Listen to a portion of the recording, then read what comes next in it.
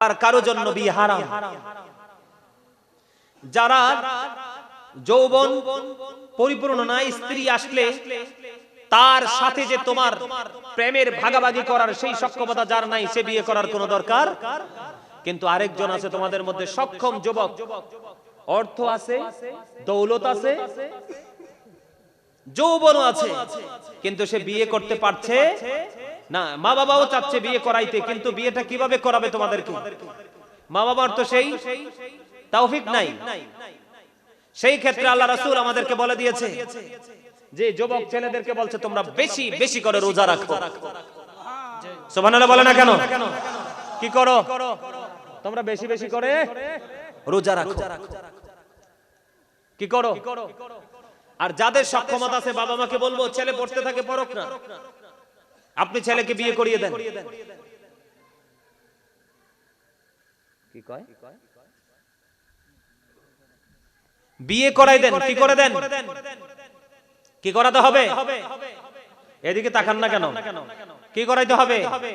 বিয়ে করাইতে হবে। আমার দিকে তাকান। বিয়ে করাইতে গেলে আপনার কাজ আছে কিছু।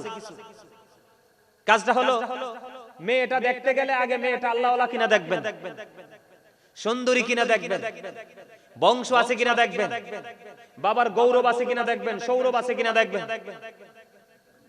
আপনি কোনো কিছুই পাইলেন না, কি করলেন না? আমি বলি আপনাদেরকে, বাচ্চাদেরকে ধন্যবাদ দেই এত সুন্দর প্রশ্ন করার জন্য। আপনার সমাজ কেন কলুষিত হচ্ছে, আপনার সমাজ কেন ধ্বংসস্তূপে পরিণত হচ্ছে, এটার জন্য দায়ী কিন্তু মুরব্বীরা। কারা? কারণ আল্লাহ রাসূল যেই কথা বলেছে সেই আইন মেনে কিন্তু এখন বাবা মা বিয়ে দেও না, করায়ও। ছেলে মেয়ে আপনার পছন্দ করার ক্ষেত্রে একজন যোগ্য আলেম সাথে রাখা দরকার।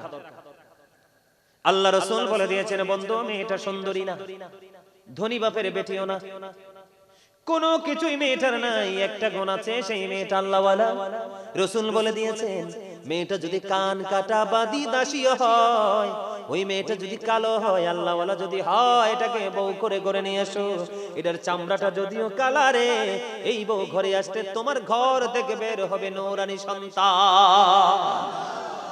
উদাহরণ দিয়ে দেই, তেঁতুল গাছে কি ধরে, আম গাছে কি ধরে, জাম গাছে কি ধরে, কামরাঙ্গা গাছে কি ধরে? যেই গাছে এই ফল তেলে যেই মা বাপ সেই সন্তান। কথা কয় না কেন? সহজে হিসাবটা বুঝতে পারছেন নি? আমি আপনাদেরকে বলে দেই, মা জানতে পারে মেয়েটার কখন বিয়ের সময় হয়েছে, মেয়েটা যৌবনে পা দিয়েছে। বাবা বলতে পারে ছেলেটা কখন যৌবনে পা দিয়েছে। আপনি যদি মনে করেন ও বন্ধু ছেলেটা যৌবনে পরিপূর্ণ হয়ে গেছে, আপনি বিয়ে দিয়ে দিবেন, ও বন্ধু বিয়ের পরেতে পড়াশোনা করবে, চাকরি করবে, কোনো সমস্যা নাই। কিন্তু যুবকেরা, তোমরা যাদের তৌফিক নাই, শারীরিকভাবে তোমরা অক্ষম, বিয়ে করবে না। কি করবে না? আর শারীরিকভাবে সক্ষম, কিন্তু তুমি অর্থনৈতিকভাবে কি করতে পারতেছ না, সাপোর্ট দিতে পারতেছ না, কুলাইতে পারতেছ না, কিন্তু বিয়েও করতে হবে, বিয়েও করতে পারতেছ না। এই মুহূর্তে তোমার করণীয় হলো তোমার রোজা রাখা। বেশি বেশি করে রোজা রাখো, তাহলেই তোমার সবকিছু কন্ট্রোলিং এ চলে আসবে। ঠিক কিনা বলেন? কারণ এখানে অনেকগুলো ক্ষেত্র থাকে, বিশেষ বিশেষ কিছু অপশন থাকে। মা বাবা রাজি থাকলেও ছেলে রাজি থাকে না, আবার ছেলে রাজি থাকলেও মা বাবা রাজি থাকে না। ছেলে বিয়ে করতে চাইলেও মা বাবা বিয়ে দিতে পারে না। আর এখনকার ম্যাক্সিমাম বউ হলো বন্ধু দাজ্জালের বড়ডা। কথা কয় না কেন? ম্যাক্সিমামই অসভ্য। কারণ এই আপনার ঘরে আনছেন তো সুন্দরী, ছেলেও একটা দেখছেন সুন্দর, বিয়ে দিয়ে দিয়েছেন, দুইটারে দিয়েও দিয়েছেন, কড়াইয়া দিয়েছেন, কিন্তু মানুষ বানাইতে পারেন নাই। তাহলে আপনার নেক্সট জেনারেশন আসবে, সেটাও নষ্ট হয়ে যাবে। আমি আপনাদেরকে বলে দিতে চাই, সমাজে জিনা ব্যভিচার থেকে ওই কিয়ামতের আলামতের মধ্যে অন্যতম হলো জিনা ব্যভিচার সমকামিতা। সমকামিতা বুঝেননি? আপনারা বুঝেন না? এখনকার কিন্তু সমকামিতাও চলতেছে, শরীফ থেকে শরীফা। ঠিক না বলেন? আছে না নাই? এবার আমার দিকে তাকান, আমি কি বলতে চাই। আল্লামা ইবনে হাজার আসকালানী তিনি বলে দিয়েছেন, হাসান ইবনে জাকওয়ান থেকে তিনি বর্ণনা করে দিয়েছেন। আমার দিকে তাকান, আপনার সমাজকে জিনা ব্যভিচার ফিতনা থেকে বাঁচাতে চাইলে তিনি বলে দিয়েছেন, তুমি তোমার সন্তানকে ধনী লোকের ছেলে মেয়ের সাথে মিশতে দিও না। জোরে জোরে কন্না নাউজুবিল্লাহ। কার সাথে? বড় লোকের ছেলে মেয়ের সাথে মিশতে দিও না। এই সমাজ এবং জাতিকে ধ্বংস করার জন্য গুরুত্বপূর্ণ ভূমিকায় থাকে বড় লোকের বেটা এবং বেটি। কারণ তাদের বাবার দৌলত আছে, সম্পদ আছে, তারা কোনো কিছুরই তোয়াক্কা করে। কথা কি বুঝতে পেরেছেন? এদিকে তাকান। সময় মতো বিয়ে দিয়ে দিবেন, সময় মতো বিয়ে করিয়ে দেবে। আল্লাহ রাসূল জানিয়ে দিয়েছেন একজন যুবক উপযুক্ত আর একজন যুবকের সাথে একই কাঁথায় একই বিছানায় শুইবে না। আল্লাহ রাসূল বলে দিয়েছেন একটা যুবক আরেকটা উপযুক্ত যুবকের লজ্জাস্থানের দিকে তাকাবে না। একটা উপযুক্ত যুবতী আরেকটা যুবতীর দিকে একই বিছানায় একই কাঁথার নিচে শুইবে না। একটা যুবতী আরেকটা যুবতীর লজ্জাস্থানের দিকে তাকাবে না। শুধু নারী নয়, আপনার সমাজের মধ্যে যদি বাচ্চা ছেলে দেখেন, কি দেখেন? অত্যন্ত কিউট হয়ে গেছে। কোথায়? অত্যন্ত কিউট, অত্যন্ত দেখতে মিষ্টি, অত্যন্ত সুন্দর। ওই বাচ্চাটাকে আপনি আপনার চোখে নজরে রাখতে হবে। উপযুক্ত প্রাপ্ত কোন ছেলের সাথে নির্জন কোন একা জায়গায় থাকতে দিবেন না, তাহলে আপনার সমাজ থেকে জিনা ব্যভিচার সমকামিতাকি হয়ে যাবে, দূর হয়ে যাবে। বুঝতে পারছেন নি? আরো জোরে বলেন, বুঝতে পারছেন নি? আমার কথা কি সোজা নি? কথা বুঝতে পারছেন? এই কাজটা করবেন তো? ছেলে মেয়ে যাদের উপযুক্ত আছে কি করে দিবেন? বিবাহ দিয়ে দিবেন। আর যারা ইচ্ছে আছে কিন্তু স্বাদ আছে, সাধ্য নাই, তারা বেশি বেশি করে রোজা রাখবেন, সোজা হিসাব। 5 ওয়াক্ত নামাজ পড়বেন, বেশি বেশি করে দুরূদ পড়বেন, বেশি বেশি করে জিকির করবেন। যে ব্যক্তি প্রতিদিন রাসূলকে ভালোবেসে 1000 বার দুরূদ পড়বে, সে জান্নাত না দেখা পর্যন্ত মৃত্যু হবে না। 80 বার যে ব্যক্তি জুমার দিনে 80 বার দুরূদ পড়বে, তার 80 বছরের সগীরা গুনাহ আল্লাহ মাফ করে দিবে। আরো জোরে, আরেকটু মহব্বতে হিসাব বরাবর তো। এবার কি করবেন? দুরূদের পরে বেশি বেশি করে জিকির করবেন। আল্লাহ বলেছেন remember me then I will remember you.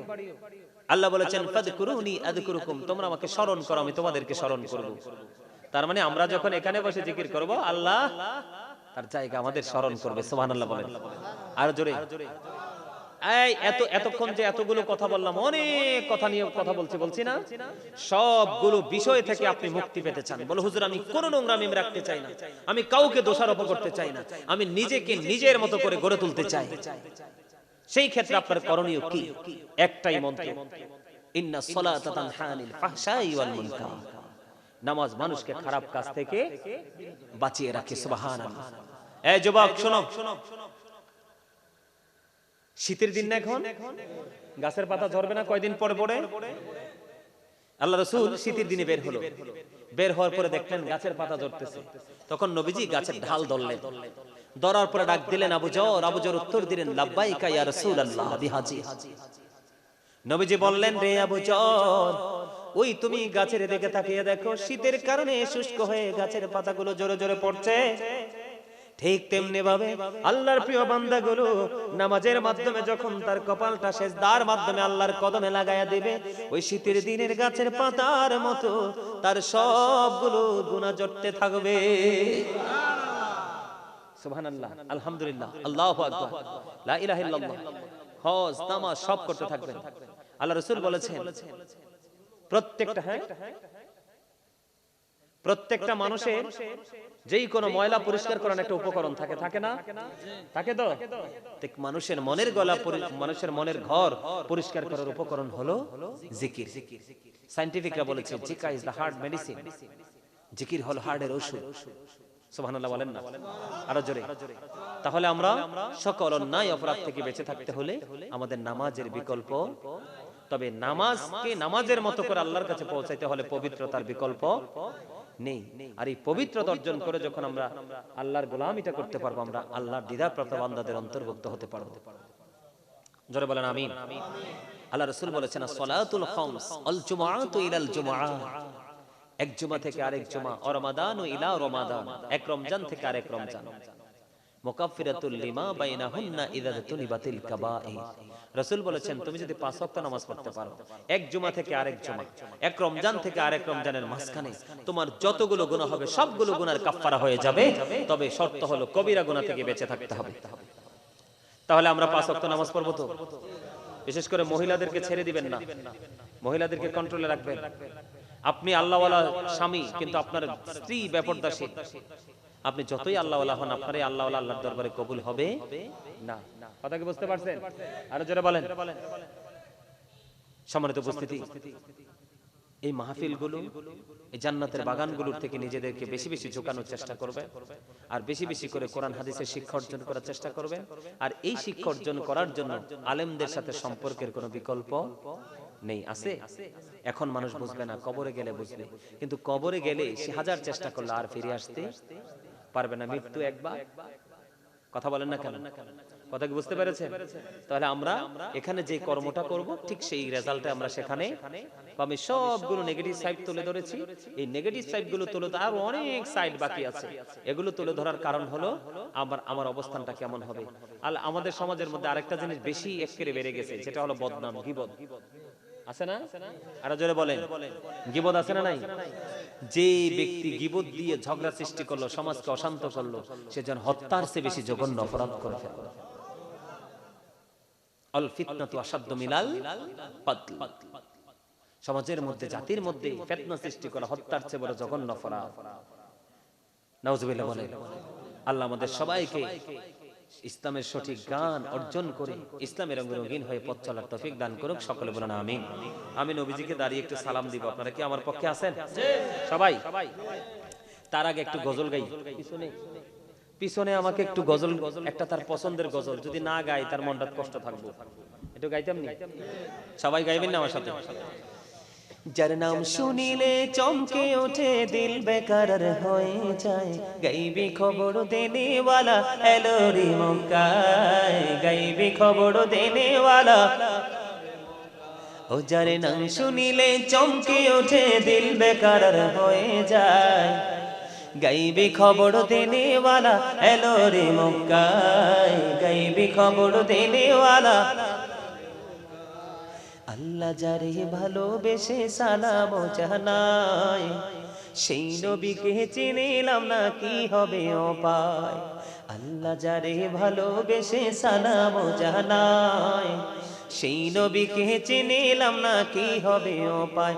আরে যারে কিটায় আঙ্গুল ইশারায়, যারে কিটায় আঙ্গুল ইশারায় চন্দ্র দুই ভাগ হয়ে যায়, গাইবি খবর দেনেওয়ালা এলো রে মক্কায়, গাইবি খবর এলো রে মক্কায়। মারহাবা, আরো জোরে মারহাবা। আর একটু গাইয়ে দিলাম। ওরে বাবা রে বাবা, 3 ঘন্টা হয়ে গেছে। মারহাবা বলেন না? আরো জোরে। কেমনে গেল সময়টা? এবার বুঝতে পারছেন সময় কিভাবে চলে যায়? কারণ আপনারা তো আল্লাহ রাসূলের প্রেমে অন্ধ হয়েছিলেন।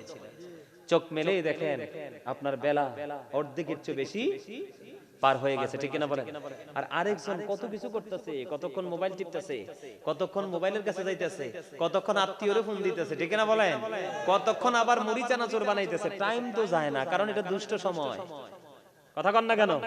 আর আপনার আমার সময়টা প্রেমময় সময়। ঠিক আছে তো? আল্লাহ আমাদের সবাইকে কবুল করে নিক। সকলে বলুন আমিন। এই পরিচিত হোক অপরিচিত হোক, মানুষকে দেখলে সালাম দিয়ে দিবেন। মানুষ মারা গেলে তার জানাজা অংশগ্রহণ করবে, অসুস্থ হলে তাকে দেখতে যাবে। কথা বুঝতে পেরেছেন? আরো জোরে। আপনার ঘরে যখন তরকারি রান্না করবেন, তরকারিতে ঝোল একটু বাড়িয়ে দিবেন, পাশের গরিবকে যেন একটা বাটি দিতে পারেন। সুবহানাল্লাহ বলেন না কেন? আরো জোরে। কেউ ডাকলে তার ডাকে সাড়া দিবেন, কেউ যদি সালাম দেয় সালামের জবাব দিবেন। কথা বুঝতে পেরেছেন? এগুলোর প্রচলন বাড়িয়ে দেন, দেখবেন সম্প্রীতি আপনার পারিবারিক সামাজিক বন্ধনটা অনেক মধুর হয়ে যাবে। আজকে এগুলোর চর্চা নাই বলেই আজকে সমাজ কি হয়ে গেছে? ধ্বংস হয়ে গেছে, ঠিক না বলেন? আরো জোরে। সবচেয়ে মজার খবর হলো, আপনার পাশে যদি একটা গরিব মানুষ থাকে, আপনি ধনী মানুষ, আপনি বাড়ি বানাবেন 5 তলা 10 তলা 2 তলা, আপনি বাড়ির ডিজাইন করেছেন, বাড়ি বানাবেন, কিন্তু বাড়িটা যখন কাজ শুরু করবেন তার আগে আপনার পাশের গরিব মানুষের সাথে একটু আলোচনা করে নেবেন। কেন জানেন? রাসূল বলেছেন তুমি তার সাথে একটু পরামর্শ করে নাও। কেন? কারণ তুমি যদি বাড়ি বানাও, পাকা দালান বাড়ি বানাও, 5 বছরের জন্য বানাও, এটা কিন্তু টেকসই হয়ে যাবে 5 বছরের। 5 তলা বানাবে 100 বছরের জন্য কি হয়ে যাবে? টেকসই হয়ে যাবে। যদি তোমার এই বাড়ি বানানোর ক্ষেত্রে ওই পাশে তোমার যে গরিব মানুষ আছে তার যদি কোনো ক্ষতি বা তার যদি কোনো সমস্যা হয়, তার সমস্যাটাও কিন্তু 100 বছরের হবে। কথা কি বুঝতে পারছেন? আপনার সুখটা যেমন 100 বছরের হবে, তার দুঃখটাও 100 বছরেরই হবে। এই জন্য আপনাকে কি করতে হবে? বাড়ি বানানোর আগেই তার সাথে পরামর্শ করতে হবে। প্রয়োজনে পরামর্শ করে আপনি ডিজাইনটা চেঞ্জ করবেন, প্ল্যানটা কি করবেন? চেঞ্জ করে নেবেন। তারপরও আপনার সুবিধার জন্য পাশের কোনো মানুষকে কষ্ট দিতে পারবেন। কারণ হলো কি জানেন? খোদা প্রাপ্তির পথ রয়েছে লুকানো, রয়েছে মানব সেবার মাঝে। পাবো না কোথাকে আল খেল্লা তাসবিহ আর যায় নামাজে। বুঝতে পারছেন নি? খোদা প্রাপ্তির পথ রয়েছে লুকানো, রয়েছে মানব সেবার মাঝে। পাবো না কোথাকে আল খেল্লা তাসবিহ আর যায় নামাজে। নামাজ আছে, রোজা আছে, তাসবিহ আছে, যায় নামাজ আছে, দাড়ি আছে, টুপি আছে, পাগড়ি আছে, জুব্বা আছে, সব আছে বন্ধু, কিন্তু সৃষ্টির প্রতি নাই ভালোবাসা। ওই আমল দিয়ে আল্লাহ পর্যন্ত যাওয়া যাবে না। সবার ঊর্ধ্বে রাখতে হবে কি? সৃষ্টির সাথে ভালো আচরণ। আল্লাহকে কই গিয়ে পাবেন? সৃষ্টির সেবার মাধ্যমে আল্লাহকে পাবেন।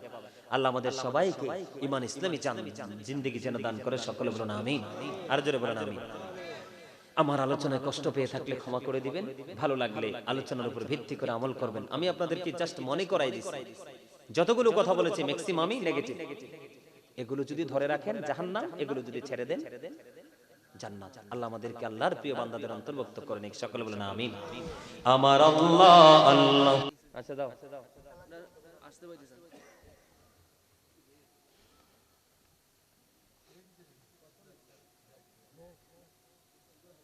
আমি তো গেছি ওই যে বলা হয় আমি চিনি না। ক্যাডারে প্রশ্নটি দিছ? হ্যাঁ, তোমরা যারা প্রশ্নটা আমাকে করেছো তোমরা এখানে আসো। তোমরা অত্যন্ত চমৎকার প্রশ্ন করেছো, আমি উত্তর দিব অত্যন্ত গঠনমূলক ভাবে। আরো জোরে বলেন তাকবীর। আল্লাহ ইয়া রাসূলুল্লাহ জিন্দাবাদ জিন্দাবাদ। তোমরা যারা জিন্দাবাদ জিন্দাবাদ।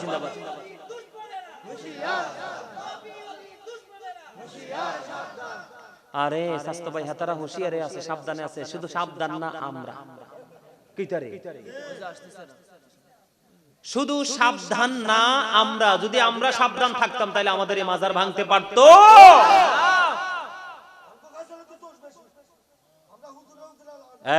একদম উচিত কথা কইলেছি। বইয়েন দারুণ একটা বিষয় দিয়েছেন, সে বিষয়ের উপর আমি গঠনমূলক আলোচনা করব। কে বলে আপনাদের সমাজে যুবক নাই? সচেতন যুবক আছে, পেয়ে গেছি। মারহাবা বলেন আরো জোরে, আরে আরো জোরে। যুবক ছেলেদের প্রশ্ন করাটা অত্যন্ত চমৎকার। এরা অত্যন্ত ভেরি ইন্টেলিজেন্ট। বাচ্চা বাচ্চা ছেলে প্রশ্ন করেছে, আমি ভাবছিলাম কোথাও গ্যাপ হবে, কিন্তু তাদের লেখার মধ্যে কোনো গ্যাপ নাই। মারহাবা বলেন না কেন? আর চিঠির প্রথমে লিখেছে প্রিয় হুজুর। মারহাবা বলেন। শোনেন, বুদ্ধি কিন্তু বয়সে হয় না। বুদ্ধি কি হয় না? সালাম দিছে, তারাও সালাম দিছে। সালাম আমি এখন দিব না, পরে যখন প্রশ্নের উত্তর দিব তখন আমি সালাম দিব। তখন সবাই মিলে সালামের জবাব দিবেন। দেখ সালামের কথা যেটা আইসা পড়ছে, ওরা সবাই সালাম দিছে, ওরা আমাকে সালাম দিছে আসসালামু আলাইকুম। আপনারা সবাই বলেন ওয়া আলাইকুম আসসালাম। এবার প্রশ্নের উত্তরে যাব পরে, আগে আলোচনাটা, এই আলোচনাটা শেষ করি। থাকবেন তো? মারহাবা বলেন আরো জোরে। তাহলে কি হয়ে গেল বন্ধু? মসজিদগুলো সুন্দর হয়ে গেল, মসজিদগুলো ডিজিটাল হয়ে গেল। আমি যখন গোটা বাংলাদেশ, বিভিন্ন জেলা, বিভিন্ন থানায় প্রতিদিন বিচরণ করতে হয় বন্ধু, মসজিদের চেহারা দেখলে অবাক হয়ে যায়, মসজিদের সুরত দেখলে মুগ্ধ হয়ে যায়। ওই দিন ফজরের নাজান হয়ে গেল, খেয়াল করেন, বিশাল মসজিদ, দৃষ্টিনন্দন মসজিদ। মসজিদে দেখলাম অত্যন্ত ডিজাইনেবল মসজিদ, যেটা সহজেই চোখে পড়ে না। হাইওয়ে রোডের পাশে, বুঝছেন নি? ফজরের আজান হয়ে গেল, আমাদের চিন্তা হলো একটা ভয়ঙ্কর জায়গার মধ্যে আমরা ছিলাম। এই জায়গাটা অতিক্রম করার পরে আমরা নামাজে দাঁড়াবো। বন্ধু আমি ওই মসজিদের দিকে নজর দিয়ে চাইয়া দেখলাম সর্বোচ্চ হুজুরের পিছনে 5-6 জন। অথচ এই মসজিদের মধ্যে মুসল্লি জায়গা হবে হাজার হাজার। তাহলে নবীজির কথার বাস্তবতা মিলে গেছে বন্ধু। মসজিদগুলো অত্যন্ত সুন্দর হবে, অত্যন্ত ডিজাইনেবল হবে, অত্যন্ত দৃষ্টিনন্দন হবে, কিন্তু মুসল্লিগুলো দৃষ্টিনন্দন হবে না, হেদায়েত শূন্য হয়ে যাবে। মসজিদ আছে ঠিকই, বয়ান আছে ঠিকই, কিন্তু হেদায়েত নাই। নাউজুবিল্লাহ বলেন না।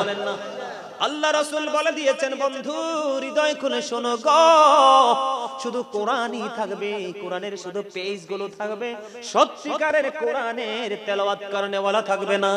এখন দেখেন ম্যাক্সিমাম কোরআনে হাফেজ বন্ধু তার এই হাফজটাকে, তার এই সিনাটাকে ব্যবসা হিসাবে নিয়ে নিয়েছে। নাউজুবিল্লাহ বলেন না কেন? ভুল বললাম নাকি? আমি আমার ব্যক্তিগত অভিজ্ঞতা এবং হাদিস থেকে বলছি। আল্লাহ রাসূল হাসরের ময়দানে হাফেজ সাহেবকে প্রশ্ন করবে, হাফেজ সাহেব আপনি কোরআন মুখস্থ করেছিলেন কেন? কয় আল্লাহ গো, কেন? মানুষকে শেখানোর জন্য। আল্লাহ বলবে সিপাহী সিকিউরিটিকে বলবে এরে অ্যারেস্ট করো। নাউজুবিল্লাহ বলেন না? কি করো? এরে অ্যারেস্ট করে ফেলো। কেন গো তাকে অ্যারেস্ট করতে হবে? ও বন্ধু, সে তো আজকেও মিথ্যা কথা কয়। কারণ সে কোরআন যখন পড়েছিল তার উদ্দেশ্য ছিল একটা মাদ্রাসা দিবে। কি দিবে? মাদ্রাসা দিবে। আর ওই মাদ্রাসা থেকে বন্ধু ব্যবসা চালাবে, টাকার পাহাড় গড়বে। এটা বিশেষ করে ও বন্ধু আপনারা দেখবেন আমাদের বাংলাদেশের মধ্যে বর্তমানে তৌহিদি জনতার নামে যারা মাজার ভাঙতেছে, বাড়িঘর পড়তেছে, চুরি করতেছে, ডাকাতি করতেছে, রাস্তাঘাটে মানুষ মারতেছে, তাদের মধ্যে হলো এই ব্যবসায়িকটা বেশি। আরে ধরে বলেন ঠিক কিনা?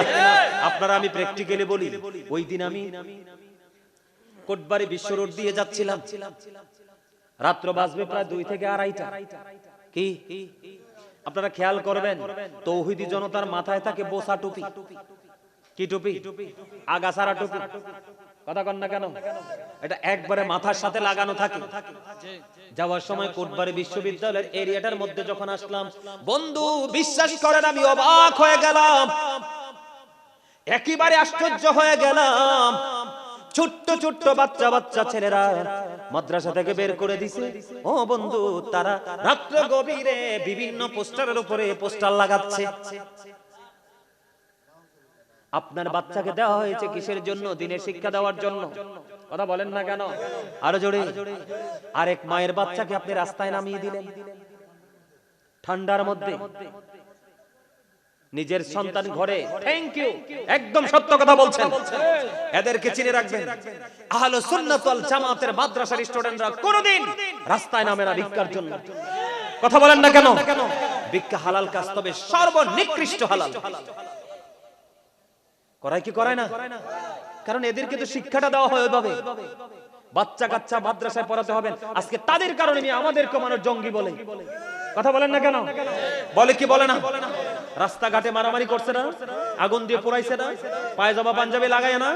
আজকে বেঈমান কাফেরদের কাছে আমরা তামাশার দিনে জঙ্গি হিসেবে উপাধি পাইছি। নাউজুবিল্লাহ বলেন না কেন? হাফেজ সাহেবকে প্রশ্ন করা হবে কেন করেছিলেন? তিনি বলবে আল্লাহ আমি নিজে তেলাওয়াত করব, অন্যকে শিখাবো। আল্লাহ বলবে না না না, মিথ্যাবাদীকে অ্যারেস্ট করো, তাকে জাহান্নামের নিকৃষ্ট জায়গায় নিয়ে যাও। আর সত্যিকার অর্থে যদি কোরআনে হাফেজ হয়, মদিনাওয়ালার প্রেমিক হয়, বন্ধু আমি যে আজকে মাহফিলে আসছি আপনারা তো হাদিয়া এমনিতেই দিবেন, ঠিক কিনা বলে? হয়তো কম না হয় বেশি, তাই তো? কথা বলেন না কেন? আমি কিন্তু এক জীবনে কারো কাছ থেকে হাদিয়া বন্ধু চাইয়া নিতাম না। আমার মায়ের নির্দেশ ছিল কারো কাছ থেকে মাহফিলে হাদিয়া চাইয়া নিতে পারবা না। বলে হুজুর কেন চান? যেই মাহফিলে চাই না সেই মাহফিলে কোন ধরনের ইজ্জত করে না। কথা বলেন না কেন? বছরের পর বছর অক্লান্ত পরিশ্রম করে পড়াশোনা করে মা বাপ অনেক অর্থ ব্যয় করে আলেম বানায়, ঠিক কিনা বলে? আপনি মূল্যায়ন করবেন না তো নিজের ইজ্জত তো নিজে ছিনিয়ে নিতে হবে, ঠিক কিনা বলে? এবার তাকে অ্যারেস্ট করা হবে। আর যদি সত্যিকারের কোরআনে হাফেজ হয়, আল্লাহ নবীর প্রেমিক ইমানদার হাফেজ হয়, তার ফ্যামিলির 10 জন মানুষ জাহান্নামী বলে ঘোষণা হয়ে গেছে। মানে 10 জনের ঠিকানা জাহান্নাম, কেউ বাঁচাতে পারবে না। কিন্তু সত্যিকারের কোরআনে হাফেজ যদি বন্ধু কি করে, তিনি সত্যিকারের কোরআনে হাফেজ যদি বন্ধু তিনি কোরআন তেলাওয়াত করে, ওই 10 জন জাহান্নামী সম্পর্কে আল্লাহর কাছে সুপারিশ করবে। সুপারিশ করতে দেরি রে, আল্লাহ রাব্বুল আলামিন ও বন্ধু সুপারিশের কারণে তাদেরকে 10 জন অলরেডি জাহান্নামী তাদের ঠিকানা করে দিবে জান্নাত। নেগেটিভ পজিটিভ দুইটাই বুঝাই দিলাম। কথা কি বুঝতে পেরেছেন? আরো জোরে বলেন।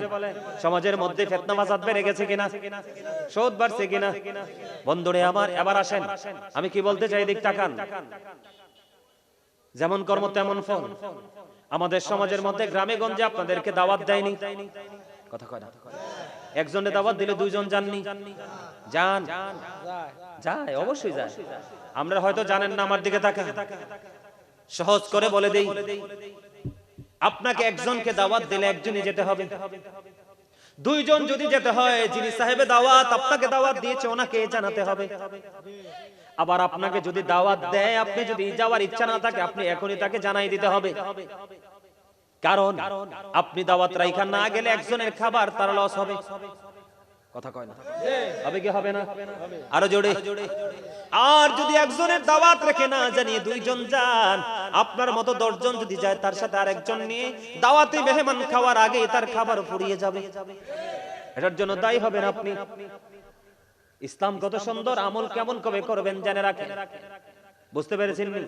আপনার সাথে 5 জন যাবেন, জানাই দিবেন আমরা 5 জন আসবো, আমি সহ তাদের জন্য বাড়িয়ে করবেন। কথাকে বুঝতে পেরেছেন? একজন দাওয়াত দিলে 3 জন যাইতে পারবো না, না বলে যাইতে হলে বলে যেতে হবে, দাওয়াত না রাখলে সাথে সাথে বলে দিতে হবে। আজকে থেকেই আমল করবেন তো? আরো জোরে বলে। দাওয়াত যদি না যাওয়ার ইচ্ছা থাকে বলে দিবেন যাব না, দাওয়াত রাখলে যেতে হবে। আর একজন রাইখা 2 জন যেতে পারবেন না, যাওয়ার আগে জানায়া যাইতে হবে। কথাকে বুঝতে পেরেছেন? প্রতিদিন তো একটা জিনিস আমাদেরকে খাবার খাইতে হয়, হয় কি হয় না? আরো জোরে বলেন। বন্ধুরে আমার রাসূল বলে দিয়েছেন খাবারের শুরুতে বিসমিল্লাহ পড়ো। এই প্লেটটা হাতে নেবেন এইভাবে, যেইভাবে যেখান থেকে উঠাইলে আপনার মুখে সহজে দিতে পারবেন ওই জায়গা থেকে প্লেটটা নেবেন। কখনো কোনো গরম হোক ঠান্ডা হোক, কোনো পানি কোনো চা বন্ধু কোনো কিছুতে ফু দিয়ে খাবেন না। কে দিয়ে খাবেন না? নিঃশ্বাস এবং ফু দুইটাই হলো সকল রোগের কেন্দ্রবিন্দু।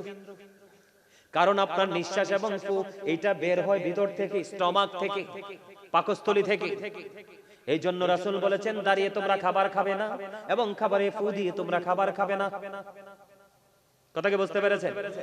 আর বিসমিল্লাহ ছাড়া খাবার শুরু করবেন না, কারণ আমরা তো বিসমিল্লাহ বলতে পারি না, কারণ আই এম ভেরি টায়ার্ড, পেটে অনেক খিদা, বিসমিল্লাহ কমু কেমনে? কথা কন না কেন? আরো জোরে। এখন খাবার খাইতে খাইতে এমন খাওয়া খাইছি গলা পর্যন্ত আসছে, খাওয়ার পরে এমন সোয়া দিছি আলহামদুলিল্লাহ বলবো কখন? I am very relax. খাওয়ার আগে অনেক বেশি ক্লান্ত, খাওয়ার পরে অনেক বেশি শান্ত। আগে বিসমিল্লাহ নাই, পরে আলহামদুলিল্লাহ নাই। ঠিক কিনা বলেন? আরো জোরে। একজন ব্যক্তি বিসমিল্লাহ ছাড়া খাবার খাইতেছে, রাসূল দেখতেছে। খাবার খাওয়ার সঙ্গে সঙ্গে আর মাত্র অল্প কিছু খাবার বন্ধ বাকি আছে প্লেটে, সে খাবে। বিসমিল্লাহ কিন্তু শুরুতে বলে নাই, আমার দিকে তাকান। আর অল্প কিছু খাবার আছে বন্ধু, সেটা খাবে। এটা খাওয়ার আগে তিনি দোয়া পড়ে দিলেন। দোয়াটা পড়তে দেরি আমার রাসূল হাসি দিতে দেরি করলো না। কিন্তু আমার রাসূল কেন হাসলো রে? কারণ বিসমিল্লাহ ছাড়া যখন সে খাইতেছে তার সঙ্গে সঙ্গে শয়তানও খায়। যখন তিনি সর্বশেষে অল্প কিছু খাবার বাকি আছে ওইটা খাওয়ার সময় যখন তিনি দোয়া পড়ে খাবারটা খাইলেন, সঙ্গে সঙ্গে রাসূল হাসি দিয়ে দিলেন। তার কারণ হলো বন্ধুরে আমার, যখন তিনি দোয়া পড়ে খাবারটা খাইলেন তখন সঙ্গে সঙ্গে শয়তান বুবি করে সব ফেলে দিয়েছে। আমার রাসূল দেখে সঙ্গে সঙ্গে হাসি দিয়েছে। এই আমল কি আছে? আরো জোরে বলেন না। আল্লাহ রাসূল বলেছেন দাঁড়ায়া খাওয়া যাবে না, দাঁড়িয়ে খাবার খাবা না। আমার কথা কি বুঝতেছেন না আপনারা? আরো জোরে বলে। এবার আসেন, সারাদিন আপনারা ঘোরাঘুরি করার পরে আপনারা যাবেন কোথায়? বাড়ি দিয়ে ঘুমাবেন তো? আরো জোরে বলেন না। একটার পর একটা বলে দেই, আপনারা মনে রাখবেন। এখন ঘুমান যে কেমনে ঘুমান?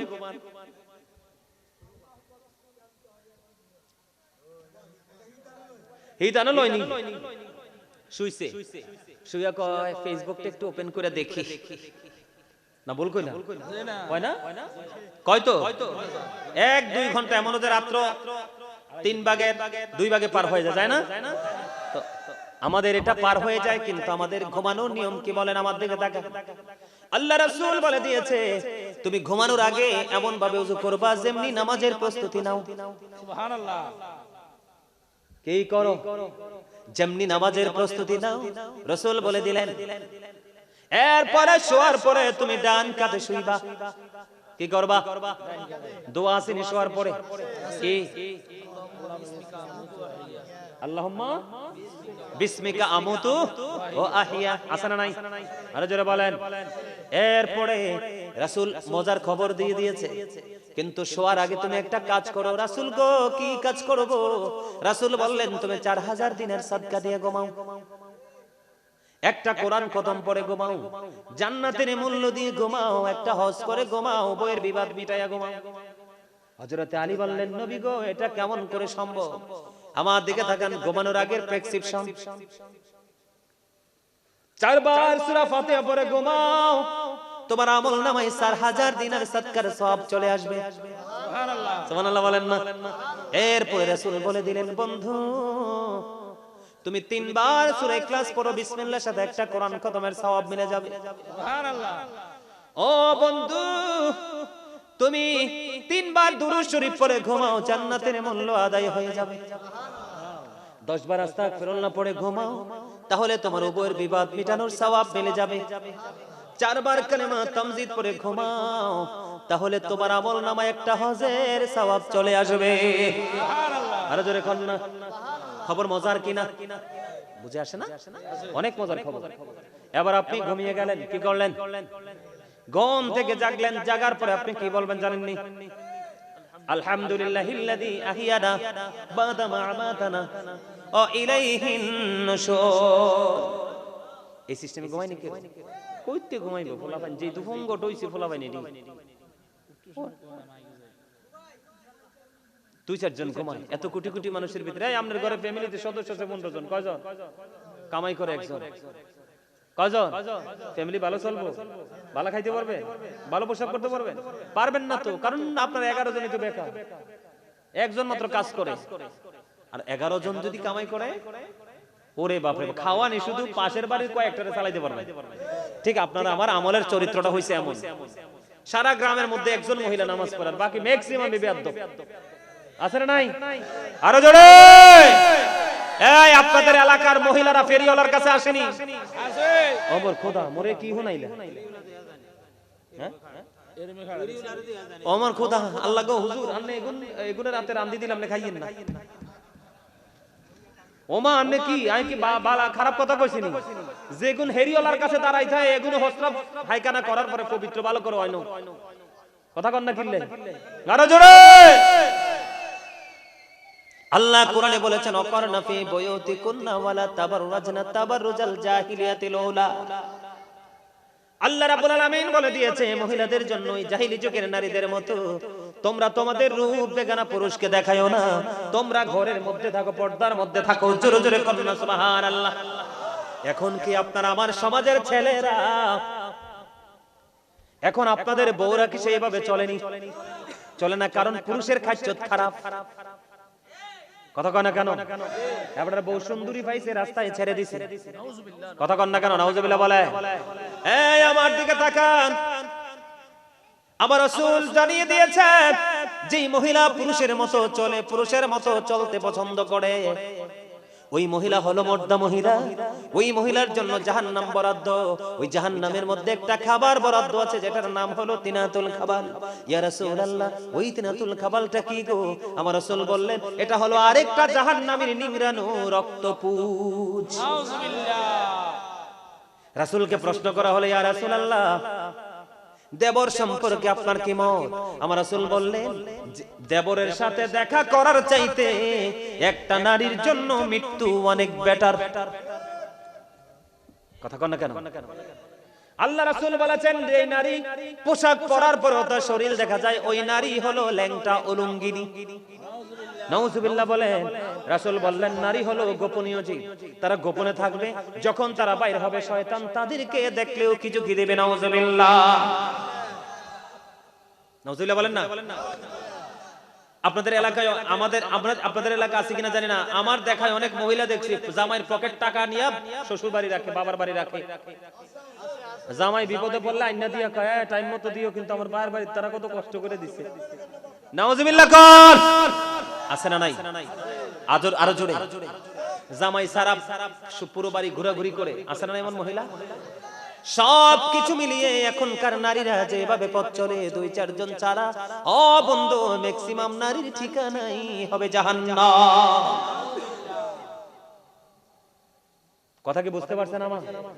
কি নারীরা মাথা থেকে পা পর্যন্ত ঢাইকা রাখা ফরজ। বিশেষ কারণে হাতের তালু, বিশেষ কারণে পায়ের তালু, অতিরিক্ত যদি বেশি প্রয়োজন হয় মুখমণ্ডলটা দেখাতে পারবে। আর মাথা থেকে পা পর্যন্ত পুরো শরীর দেখে রাখা ফরজ। এই ফরজ যদি তারা না মানতে পারে তাদের ঠিকানা হয়ে যাবে কষ্টের জায়গা জাহান্নাম। কথা কয় না কেন? এই জন্য আমি একটু গজল গাই, গামুনি গাইতাম নি? সাবধানে থাকিও নারী পর্দার আড়ালে, হাদিসে হারাম রেখে অন্য দেখিলে। সাবধানে থাকিও নারী পর্দার আড়ালে, আজকালের নারী গণে তারা স্বামীদেরকে ঘরে রেখে, ভালো লাগে না তাদের পার্কে না গেলে। ঠিক কিনা বলেন? ভালো লাগে না তাদের মার্কেটে না করলে। সাবধানে থাকিও নারী পর্দার আড়ালে, পর্দা করে চললে নারী ফাতেমারি সঙ্গে তুমি, ফাতেমারি সঙ্গে তোমার জান্নাত হবে। সাবধানে থাকিও নারী পর্দার আড়ালে। মারহাবা কন্যা। তাহলে মহিলাদের পর্দা করা কি ফরজ, পর্দার বাইরে আসা হারাম। বেগানা পুরুষের সাথে কোনোভাবে দেখতে যাইতে পারবে না, আল্লাহ রাসূল বলে দিয়েছেন। যেখানে একটা বেগানা নারী থাকে আরেকটা বেগানা পুরুষ থাকে, সেখানে তৃতীয় পার্সন থাকে শয়তান। আর কিছু কিছু পুরুষও আছে দুষ্ট। কথা কয় না কেন? রাস্তা দিয়ে যাইতে লাগলে কবে তুমি কেডা গো? কথা বলেন না কেন? আছে না নাই? এগো তোমরা বাড়ি কোনে গো? আছে না? এটি কিন্তু ভালো লক্ষণ না। শুধু বেগানা একটা পুরুষ বেগানা একটা নারীর সাথে কিছু করতে হবে না, শুধু তার বিছানার একটা কোণে গিয়ে বসবে। কোথায়? বিছানার কোণায় বসবে। আল্লাহ রাসূল বলেছেন এমন বিষাক্ত ভয়ঙ্কর অজগর তাদের জন্য জাহান্নামে বরাদ্দ। সে ব্যাখ্যা করা আমার পক্ষে সম্ভব না, এত ভয়ঙ্কর হবে সেই সাপ। নাউজুবিল্লাহ বলেন। এবার আসেন বন্ধু, নারীর চ্যাপ্টার বাদ কি বললা যা দিছি দিছি। এবার আসেন পুরুষের কাছে। আরো জোরে কোন? আপনাদের পুরুষেরা কি পোশাক পরে? ছেলেরা পোশাক যে পরে প্যান্টটাকে নাভির নিচে থাকে না উপরে থাকে? নাভির নিচে থাকে। নিচে দিয়া কি টাকনুর উপরে থাকে না নিচে থাকে? আরো জোরে বলেন। বন্ধুরে আমার, ও যুবকরা, তোমাদেরকে মিন করে বলছি, আল্লাহ রাসূল জানিয়ে দিয়েছেন পবিত্র কালামে হাকিম, আল্লাহ স্পষ্ট করে বলে দিয়েছেন, ইয়া বানি আদম কদ আনজালনা আলাইকুম লিবাসান ইউওয়ারি সাওআতিকুম ওয়ারিশান ওয়া লিবাসুত তাকওয়া যালিকা খায়র। আল্লাহ রাব্বুল আলামিন বলে দিয়েছেন আদম সন্তানের জন্য তিন শ্রেণীর পোশাক দিয়েছে। কয় শ্রেণী? একটা হলো লজ্জাস্থান ঢাকার পোশাক, আরেকটা হলো সাজসজ্জার পোশাক, আরেকটা হলো তাকওয়ার পোশাক। বন্ধুরে আমার, তাকওয়ার পোশাক কেমন? আমার দিকে তাকান। এদিক দিয়ে উপর দিয়া থাকবে নাভি বরাবর অথবা নাভির উপরে, আর নিচে দিয়া থাকবে হাঁটুর নিচে টাকনোর উপরে। এখনকার ছেলেদের প্যান উপর দিয়া সিরা। কি কিতারে তুই কি সিরাটিয়া দিয়ে ফ্যান কিনে আনছিস? কয় না হুজুর এটা কি? আমি কই এটা দিয়ে, এটা কই এটা ডিজাইন, এটা ফ্যাশন। আমি কই আল্লাহ রে নাউজুবিল্লাহ কন্না। একদিকে তার ফুল ফ্যান হাঁটু কাটা। কথা বলেন না কেন? আর একদিকে অসভ্যর মতো নির্লজ্জ বেহায়ার মতো নারী পুরুষ ফ্যামিলির ঘরের মধ্যে উপযুক্ত মা বোন চাচি জেঠি দাদি নানি আছে না নাই? এদের সামনে বন্ধু হাফ প্যান্ট পইরা আটে, মাও বেয়াদব বাপও বেয়াদব। তোমার কথা কয় না? আমি কি বল কথা কইছি নি? কারণ বাচ্চা তোমার শাসন করবা তুমি। কারণ ছেলেরা বাচ্চারা হলো কাদা মাটির মতো। কাদা মাটিকে তুমি যেটা করবা সেটাই হবে। ঠিক বাচ্চাদেরকেও তোমাকে সেইভাবে তুমি কোরআন হাদিস বোঝার দরকার নাই। তোমার সামনে এত বড় উপযুক্ত ছেলে হাফ প্যান্ট পরে আটে, তোমার কি চোখে লজ্জা নাই? যেই মায়ে বাবার চোখে লজ্জা নাই এরা ঈমানদার না। যার লজ্জা নাই তার ঈমানও নাই। উপর দিয়ে নাভি বরাবর, নিচে দিয়ে টাকনোর উপরে, এইভাবে পোশাক পরা পুরুষের জন্য ফরজ। কে ফরজ ইচ্ছা করে ছাইরা দিলে উপায় আছে না? কথা কোন? আল্লাহ হাসরের মাঠে যেই যাদের সাথে কথা বলবে না, যাদেরকে দয়া করবে না, এদের মধ্যে অন্যতম একটা দল হবে যারা অহংকার করে করে টাকনুর নিচে ঝুলাইয়া ঝুলাইয়া পোশাক পোশাক। নাউজুবিল্লাহ বলেন না কেন? আল্লাহ রাসূলকে এক ব্যক্তি দুইবার সালাম দিয়েছে। কয়বার? একবারও সালামের জবাব দেয় নাই। কেন? কারণ সেই লোকটার পরনে ছিল লাল কাপড়। এই যুবক, ঈমানদার পুরুষের জন্য একেবারে টকটকে লাল জামা পরা, পাঞ্জাবি শার্ট গেঞ্জি পরা মাকরুহ তাহরিমি হারামের অন্তর্ভুক্ত। এটা মা বোনরা পড়তে পারবে, পুরুষরা স্বর্ণ পড়তে পারবে না, মা বোনেরা পড়তে পারবে। কথা কি বুঝতে পেরেছেন? আমার দিকে তাকান। তাহলে আমরা কি বুঝতে পারলাম? আমাদের আমলটা কোথায়? পোশাকেও আছে, আছে না নাই? এরপরে আসেন পবিত্রতার কাছে যাই একটু। এই এখনকার ছেলেরা যে এইভাবে প্রস্রাব করে, হুট করে পানি খরচ করে ওযু করে চলে যায় মসজিদে, নিঃসন্দেহে তাদের কাপড় নাপাক হয়ে যায়। কেননা সাদ বিন মুআজ রাদিয়াল্লাহু তাআলা আনহুর ইন্তেকালের পরে ওনার জানাজায় ৭০,০০০ ফেরেশতা অংশগ্রহণ করেছে, সুবহানাল্লাহ। তারপরে রাসূল সাহাবায়ে কেরামদেরকে নিয়ে ওনার কবরের পাশে দাঁড়িয়ে দোয়া করতেছে। কেন? কারণ তার এত নেক আমল ছিল, কিন্তু তারপরেও তার কবর আযাবের সম্ভাবনা রাসূল দেখতে পাচ্ছেন। কেন? কারণ সে প্রস্রাব করার পরে পবিত্র হতো না। নাউজুবিল্লাহ বলেন না কেন? রাসূল দোয়া করে দিলেন, আল্লাহ তাকে ক্ষমা করে দিলেন। প্রস্রাব ইবাদত করার আগে তোমাকে আগে পোশাক আশাক দেহ সবকিছু বন পবিত্র করতে হবে, তাহলেই তোমার এই কাজে আসবে, ঠিক কিনা? সম্মানিত উপস্থিতি, এখন আমাদের সমাজের মধ্যে এগুলো আছে না নাই? শেষ করে দিচ্ছি, অনেক দেরি হয়ে গেছে। আমার দিকে তাকান, আমি কি আরেকটু আলোচনা করব? শুনতে রাজি আছেন নি? আমি অনেক সময়, লম্বা সময় নিচ্ছি না, ছোট্ট ছোট্ট করে আপনাদেরকে মনে দিচ্ছি, দোষগুলো ধরিয়ে দিচ্ছি। ঠিক আছে, আমার দিকে তাকান, আমি কি বলি? এই ছেলেরা আমাকে সালাম দিছে, এদিকে তাকান। আগে এই বিষয়টা পরে আবার ভুলে যাবো। প্রিয় হুজুর, আসসালামু আলাইকুম ওয়া রাহমাতুল্লাহি ওয়া বারাকাতুহু। আমরা যুব সমাজের একটি প্রশ্ন, আমাদের যুব সমাজের অল্প বয়সে বিয়ে না দেওয়ার কারণে আমাদের যুব সমাজ জিনার সাথে লিপ্ত হয়ে যাচ্ছে। আমাদের মা বাবার উদ্দেশ্যে বিয়ের ব্যাপারে কিছু বলেন। আপনার কাছে আমাদের একটাই অনুরোধ, এই বিষয়টা আপনি তুলে ধরুন।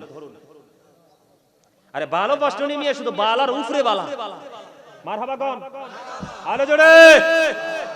যুব সমাজ জেগে উঠলে সমাজও জেগে উঠবে। কথা বলেন না কেন? যুব সমাজের পরিবর্তন আসতে সমাজও পরিবর্তন হয়ে যাবে, বাধ্য হবে, ঠিক না বলেন? এই দিক তাকান। সত্যি তো আমাদের সমাজে জিনা ব্যভিচার এগুলো হচ্ছে কিনা আমি কিয়ামতের আলামতের মতো বলছি না? এটার কারণ হলো, এটার জন্য 100% দায়ী মা বাবা, 100% দায়ী মা বাবা। এই জিনা ব্যভিচার থেকে আপনার ফ্যামিলিকে, সমাজকে বাঁচাতে হলে আপনার বিয়ের কোনো বিকল্প নেই। কিসের? বিয়ের কোনো বিকল্প নেই। বিয়ে করলে কিন্তু পড়াশোনা থেমে যায় না, বরং তো বিয়ে পড়াশোনার ভিতরে মনোযোগ বেশি বেড়ে যায়। আমাদের